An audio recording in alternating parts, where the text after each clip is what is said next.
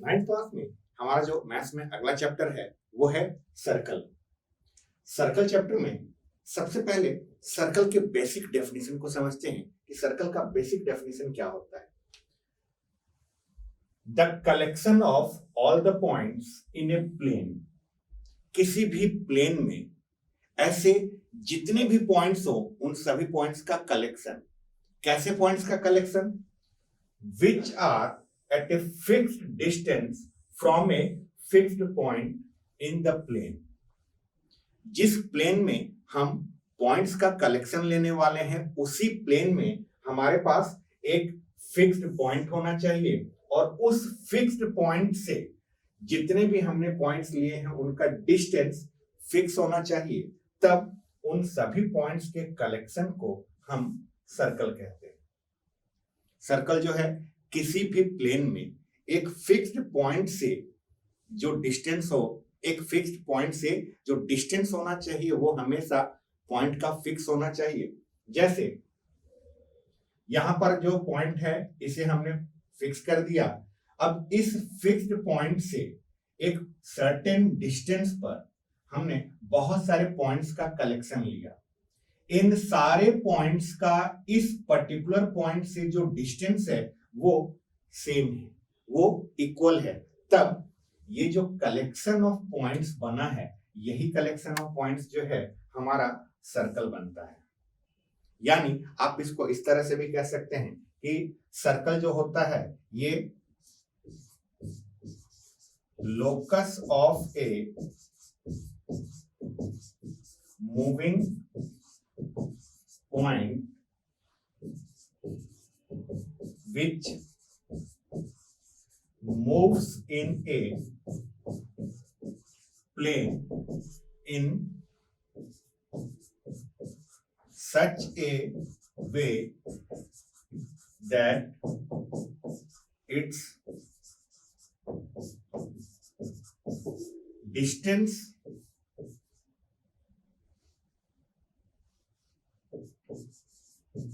from a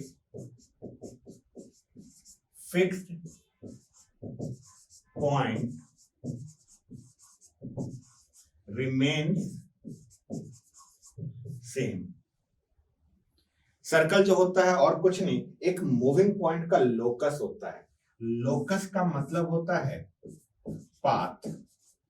हमने एक plane पर एक मूविंग पॉइंट लिया और उस मूविंग पॉइंट को हम इस तरह से मूव करवा रहे हैं कि उस मूविंग पॉइंट का एक फिक्स्ड पॉइंट से डिस्टेंस जो है वो हमेशा सेम हो। और यहां पर जो हमारा फिक्स्ड पॉइंट होता है इस फिक्स्ड पॉइंट को हम सेंटर के नाम से जानते हैं और जो फिक्स्ड डिस्टेंस होता है उस फिक्स्ड डिस्टेंस को हम रेडियस के नाम से जानते हैं। सेंटर वो फिक्स्ड पॉइंट होता है और जो सर्टेन डिस्टेंस फिक्स्ड डिस्टेंस है उसे हम रेडियस के नाम से जानते हैं। जैसे ट्रायंगल को रिप्रेजेंट करने के लिए हम एक सिंबल ट्रायंगल का बना देते हैं। ये सिंबल ट्रायंगल को रिप्रेजेंट करने के लिए यूज किया जाता है। ठीक इसी तरह किसी भी सर्कल को रिप्रेजेंट करने के लिए हमें उसके सेंटर और उसके रेडियस से हम सर्कल को रिप्रेजेंट करते हैं। मान लीजिए हमने यहाँ पर एक सर्कल लिया है और इस सर्कल के सेंटर को अगर हम O नाम से रिप्रेजेंट करें और इस सर्कल का जो रेडियस है ये रेडियस अगर R है, ये जो रेडियस है ये रेडियस अगर R है तो इस सर्कल को रिप्रेजेंट करने के लिए हम लिखेंगे C ब्रैकेट में O कॉमा R। किसी भी सर्कल को रिप्रेजेंट करने के लिए हम इंग्लिश अल्फाबेट के किसी कैपिटल लेटर को यूज करते हैं और ब्रैकेट में, स्मॉल ब्रैकेट में उस सर्कल के सेंटर को पहले लिखेंगे, फिर कॉमा देकर उसके रेडियस को मेंशन करना रहता है। इस तरह से हम किसी भी सर्कल को रिप्रेजेंट करते हैं। ये तो बात हो गई सर्कल के डेफिनेशन की। आइए अब बात करते हैं कुछ सर्कल के रिलेटेड टर्म्स के बारे में। सबसे पहला चीज, a circle divides the plane on which it lies into 3 parts. कोई भी जो सर्कल होता है वो सर्कल जिस प्लेन में हमने उस सर्कल को ड्रॉ किया है उस प्लेन को वो 3 पार्ट्स में डिवाइड करता है। जिस भी प्लेन में हमने सर्कल ड्रॉ किया है, सर्कल उस प्लेन को 3 पार्ट्स में डिवाइड करता है। जैसे यहाँ पर ये येलो वाला जो पार्ट है वो अगर हमारे लिए एक प्लेन है, तो इस प्लेन में हमने एक सर्कल ड्रॉ किया। अब ये सर्कल जो है इस प्लेन को 3 पार्ट्स में डिवाइड करेगा। सबसे पहला पार्ट जो होता है वो होता है inside the circle, which is also called interior of the circle. सबसे फर्स्ट पार्ट सर्कल के इनसाइड वाला, सर्कल के जो इनसाइड वाला पार्ट होता है उसे हम interior part of the circle भी कहते हैं। सेकंड पार्ट जो होता है वो सर्कल खुद, जो सर्कल हमने ड्रॉ किया है ये सर्कल खुद जो है प्लेन पर लाई कर रहा है, तो उसका भी एक वो पार्ट हुआ। और थर्ड में outside the circle, which is also called the exterior of the circle.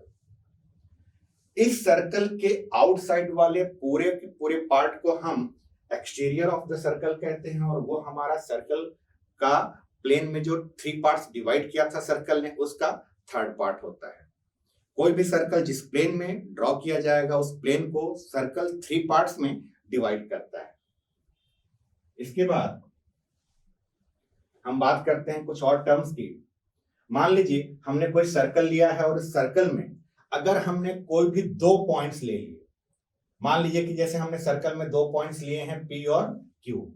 हमने एक सर्कल ड्रॉ किया और उस सर्कल के ऊपर हमने 2 पॉइंट्स P और Q ले लिए, तो लाइन सेगमेंट PQ जो होगा उसे हम कॉर्ड ऑफ द सर्कल कहते हैं। किसी भी सर्कल का कॉर्ड, कॉर्ड क्या होता है? सर्कल के ऊपर लाई करने वाले किसी भी 2 पॉइंट को जब हम ज्वाइन करते हैं तो ज्वाइन करने से जो लाइन सेगमेंट बनता है उस लाइन सेगमेंट को हम कॉर्ड कहते हैं। जैसे यहां पर हमने एक सर्कल लिया हुआ है, सर्कल का सेंटर O है और इस सर्कल के ऊपर हमने 2 पॉइंट्स P और Q लिए। इस P और Q को ज्वाइन करने वाला ये लाइन जो है, ये लाइन कॉर्ड होता है। फिर the chord which passes through the center of the circle is called diameter of the circle. Diameter जो होता है वो भी सर्कल का एक कॉर्ड होता है। अब यहां पर इस चीज को ध्यान रखिएगा कि डायमीटर भी जो होता है वो सर्कल का एक कॉर्ड ही होता है। फर्क सिर्फ ये है कि डायमीटर सर्कल के सेंटर से पास होने वाला कॉर्ड होता है, सर्कल के सेंटर से पास होने वाला कॉर्ड होता है। और साथ में इस बात को भी ध्यान रखिएगा कि डायमीटर जो होता है किसी भी सर्कल का सबसे लॉन्गेस्ट कॉर्ड कहलाता है। Diameter is the longest chord of a circle. इसके बाद हम बात करते हैं, अगर हम किसी भी सर्कल के ऊपर 2 पॉइंट लेकर वहां से सर्कल को अगर हम कट कर दें, सर्कल को अगर हम वहां से कट कर दें तो a piece of circle between 2 points is called an arc. हमने क्या किया? हमने एक सर्कल लिया, सर्कल के ऊपर हमने 2 पॉइंट्स ले लिए। 2 पॉइंट्स लेने के बाद वो 2 पॉइंट से सर्कल के जो 2 पार्ट्स बनते हैं उसे हम सर्कल का आर्क कहते हैं। सर्कल का आर्क समझने के लिए, सर्कल के आर्क को समझने के लिए हमने एक सर्कल लिया। इस सर्कल के ऊपर अगर हम कोई भी 2 पॉइंट ले लें, इस सर्कल के ऊपर अगर हम कोई भी 2 पॉइंट ले लेते हैं, मान लीजिए कि हमने यहां पर एक पॉइंट ले लिया, इस पॉइंट का नाम हमने P दे दिया। यहां पर एक पॉइंट ले लिया, इस पॉइंट का नाम हमने Q ले लिया। तब इस पॉइंट P से इस पॉइंट Q तक के सर्कल वाला जो पार्ट होता है उसे हम आर्क कहते हैं। सर्कल वाला पार्ट ध्यान रखिएगा। यहीं पर बहुत सारे स्टूडेंट्स कंफ्यूज हो जाते हैं कॉर्ड में और आर्क में। कॉर्ड जो होता है इस तरह के 2 पॉइंट्स को मिलाने वाला लाइन सेगमेंट होता है, जबकि आर्क जो होता है 2 पॉइंट्स को मिलाने वाला सर्कल का पार्ट होना चाहिए। सर्कल का पार्ट कहने का मतलब इस P से इस Q तक हमें सर्कल के ऊपर चलना है।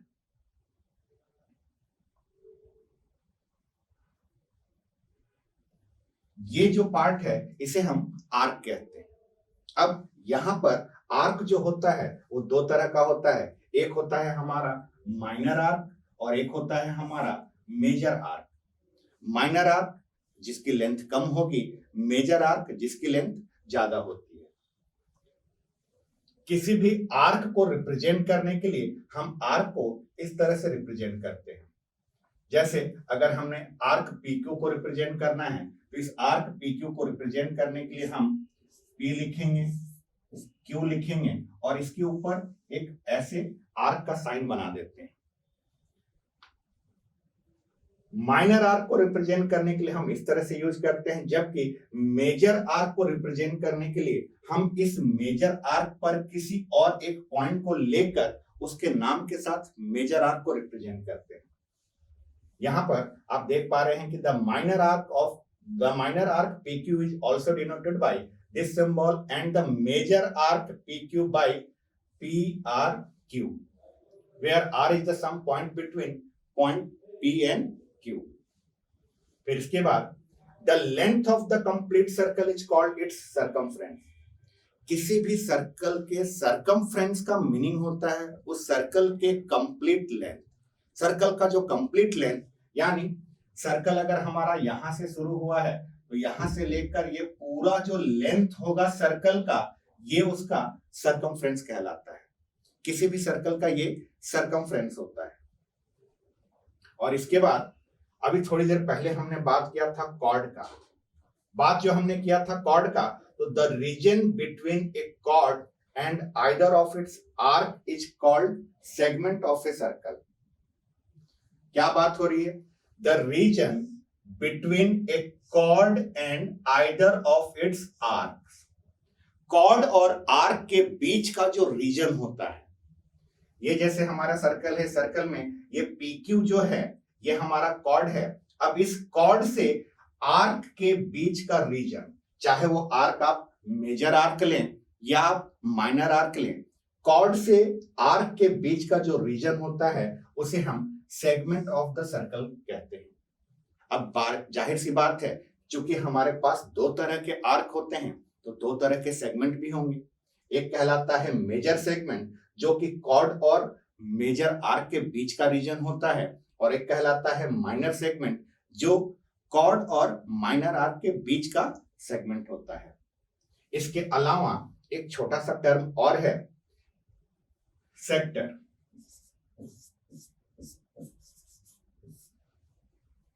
किसी भी सर्कल में दो रेडियस के बीच का जो रीजन होता है, दो रेडियस के बीच का जो रीजन होता है उसे हम सेक्टर कहते हैं। इसके लिए हमें एक सर्कल लेना होता है, सर्कल में हमें दो रेडियस ड्रॉ करने होते हैं। जहां इस फिगर में आप देख पा रहे हैं OP और OQ, ये दो रेडियस हैं। तो इस दोनों रेडियस OP और OQ के बीच का जो रीजन है उसे हम सेक्टर कहते हैं। अब यहां पर भी सेक्टर दो पार्ट में आता है, एक कहलाता है हमारा मेजर सेक्टर और एक कहलाता है हमारा माइनर सेक्टर। मेजर सेक्टर और माइनर सेक्टर, जाहिर सी बात है मेजर सेक्टर का एरिया माइनर सेक्टर के एरिया से बड़ा होता है। सर्कल चैप्टर में सर्कल के डेफिनेशंस और कुछ बेसिक टर्म्स को समझने के बाद आइए हम कुछ थ्योरम्स को प्रूव करते हैं। सर्कल चैप्टर में जो हमारा सबसे पहला थ्योरम है वो है equal chords of a circle subtends equal angles at the centre. किसी भी सर्कल में अगर दो कॉर्ड्स एक दूसरे के इक्वल हैं लेंथ में, तो दोनों कॉर्ड्स सेंटर पे जो एंगल फॉर्म करेंगे वो दोनों एंगल भी आपस में इक्वल होंगे। यही है हमारा theorem.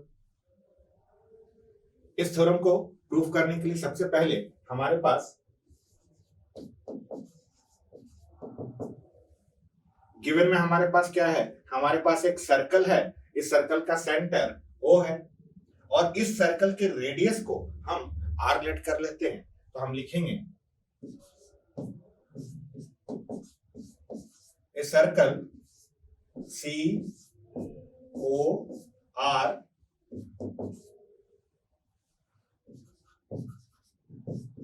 in which chord AB is equal to, ये AB chord जो है इस CD chord के इक्वल है और यही हमारा गिवन भी था। हमें यहां पर जो प्रूफ करना है, हमें ये प्रूफ करना है ये ए बी कॉर्ड सेंटर पर जो ये angle A O B subtend कर रहा है और ये सी डी कॉर्ड सेंटर पे जो angle C O D subtend कर रहा है, ये दोनों एंगल्स आपस में इक्वल होंगे, यानी angle A O B is equal to angle C O D. ये हमें प्रूफ करना है। इसे प्रूफ करने के लिए हम इन दोनों ट्रायंगल्स को कॉन्ग्रुएंट करेंगे। यहां पर पहले एक छोटा सा कंस्ट्रक्शन लिख देते हैं।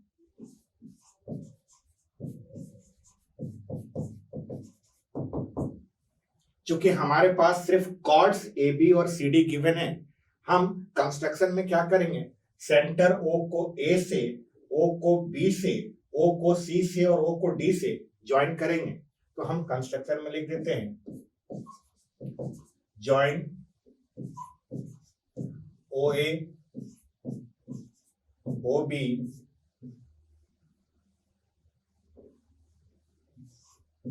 ओ C and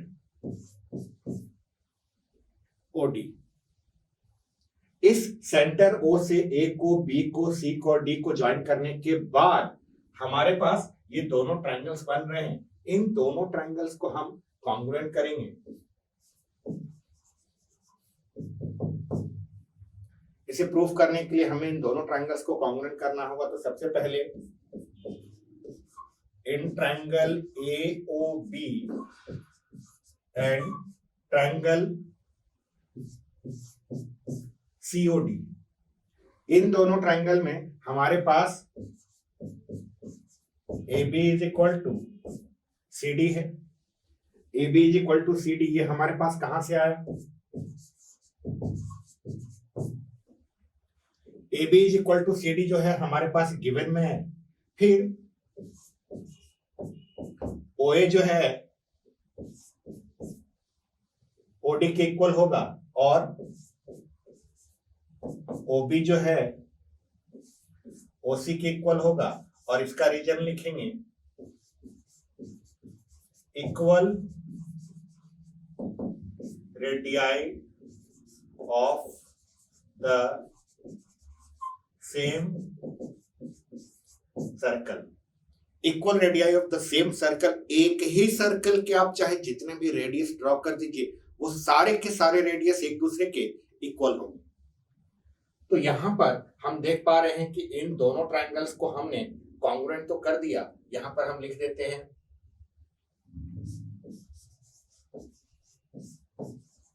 therefore triangle AOB congruent to triangle COD। AOB triangle जो है COD के कॉन्ग्रुएंट हो जाएगा। AOD यहां पर नाम को थोड़ा सा चेंज करते हैं क्योंकि कॉन्ग्रुएंसी में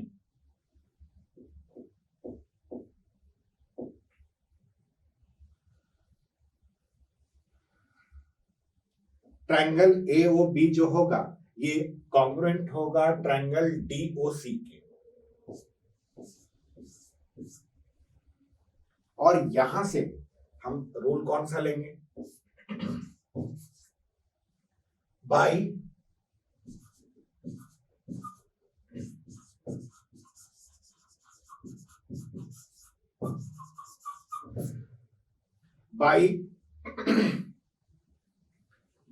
SSS कॉन्ग्रुएंसी रूल हमने इन दोनों ट्रायंगल्स को कॉन्ग्रुएंट किया। अब इसके बाद CPCT से हम यहां पर एंगल AOB और एंगल DOC को हम इक्वल करेंगे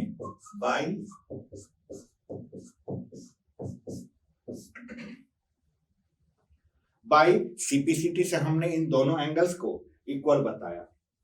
तो ये सर्कल चैप्टर में हमारा पहला थ्योरम है। पहला थ्योरम हमें ये कहता है कि किसी भी सर्कल में अगर दो कॉर्ड्स उन दोनों कॉर्ड्स की लेंथ अगर एक दूसरे के इक्वल हो तो दोनों कॉर्ड्स सेंटर पर सेम एंगल सबटेंड करते हैं। ये था हमारा सर्कल चैप्टर का पहला थ्योरम।